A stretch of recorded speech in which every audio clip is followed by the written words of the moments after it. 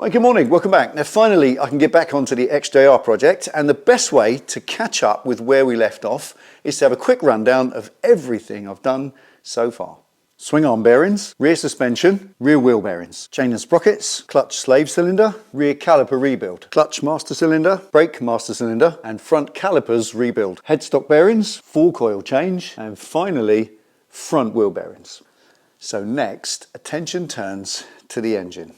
40,000 miles and it runs as sweetly as a watch. So all I'm going to do is put a clutch in it, check the valve clearances, then change the oil, the filters and the spark plugs. So today, Yamaha XJR 1300 clutch change. Let's go. Right, clutch lives behind here, obviously, clutch cover, and the oil at this point is up to level, about there. So you can do one of two things. You can either drain your oil out so that none comes out of the casing, or you can put the bike on its side stand with the front wheel on a small block, and that will hopefully push all the oil to the left hand side of the engine and none will spill out. But I'm going to change the oil on this bike anyway and the filter, so it doesn't matter. I'm just going to do it upright for a reason, and I'll come back to that in a minute. But when the case comes off, I'll just catch what comes out in a tray.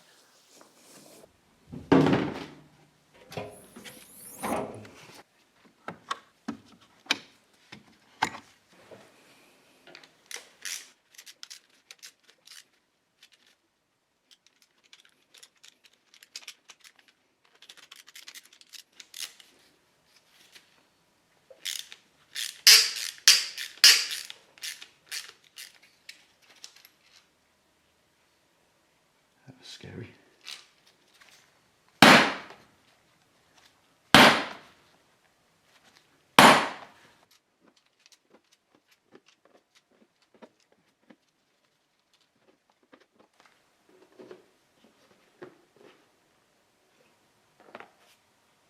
Now, when you take all the bolts out, it doesn't immediately fall off because the casing is held in place by two dowels. And if you ever want to see or work out where they are, it's ever so easy. Take a look on top of the casing. Now, if you look at these two screw holes, for instance, that's the chunky area inside which the screw threads into. If you look at this front one, that's even chunkier still. That's got a big fat area at the front. That indicates that's where a dowel is. And if you have a look down lower, have a grope around down here, you can feel that that bottom corner one is fat and chunky as well. So there's a dowel there and there's a dowel at the front holding the casing in place. And when you want to take it off, there are three little flanges, little areas you can get your fingers behind, one by each dowel because you want to pull as close to the dowel as possible, and there's one on the back. And try if possible not to use tools. Certainly don't lever anything off. Just get your fingers in behind there and just wiggle it and it should break free. You should be able to get that off. Wiggle, wiggle. Just going to drain a bit of oil out. There it goes. There. That's it. Pull as close to the dowels as you can. It'll come off nice and straight. gasket stuck. More gasket there.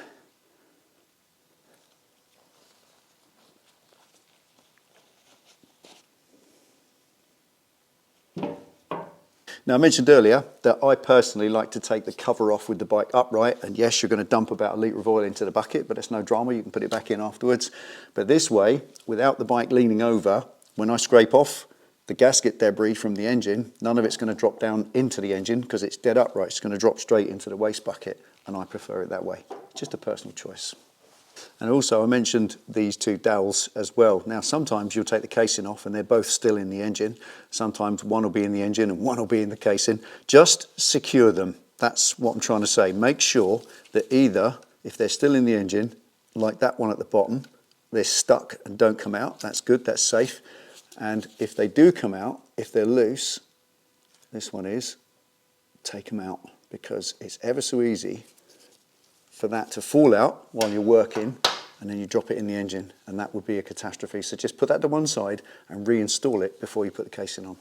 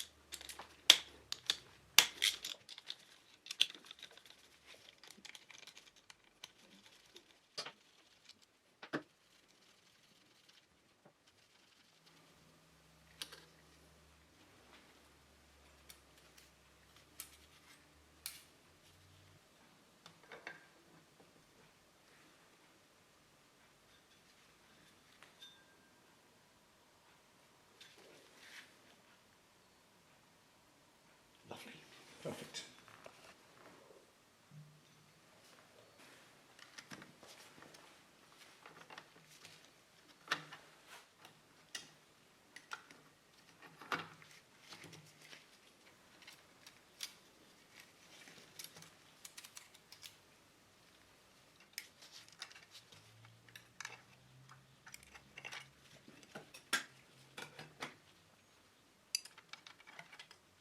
Right, all clutches have their idiosyncrasies, and the XJR is nothing different. You'll get all the way in, pulling out the fibres and the steels, and then there'll be one that will feel like it's stuck in there. And it's got that little wire clip that just holds the last one in. So just flip it out of its little hole and take that out of the way.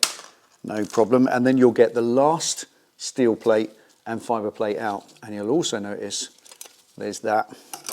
It's a little spring ring. It's conical slightly, and you'll see on it, it says outside on one side, so it is sided. So when you put that back in, which we're going to do now, make sure you get it the right way around. Now, as you might have seen at the beginning of the video, I soaked the new friction plates in this oil overnight. Now, if you haven't got time to do it overnight, at least soak them for an hour or so as a minimum, because the brand new friction plates in use, in situ, they're not going to get enough oil impregnated into them. You need to soak them fully before you put them in, because if there's any dry spots on that friction material that doesn't get wetted up properly and properly soaked in oil, then in use, they'll start to get hot and that will warp and you'll trash your brand new clutch. So soak them as long as you can, preferably overnight, in clean engine oil.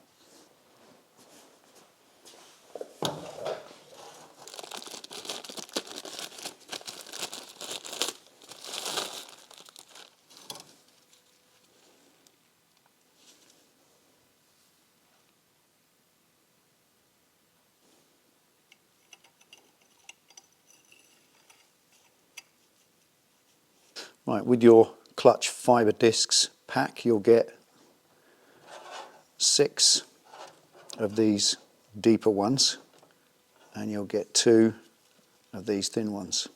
One goes right at the back of the pack, one goes right at the front. So one of those is first.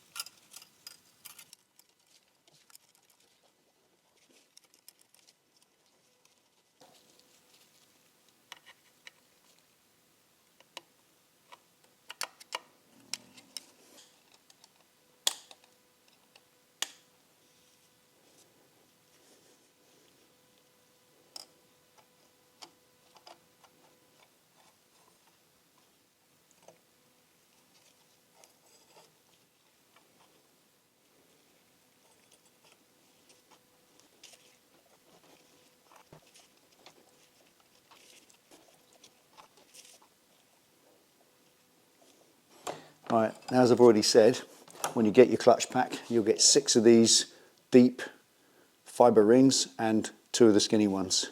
And the skinny ones go one right on the inside, the first one, and one right on the outside, the last one. So that's the last one. Let's pop it in.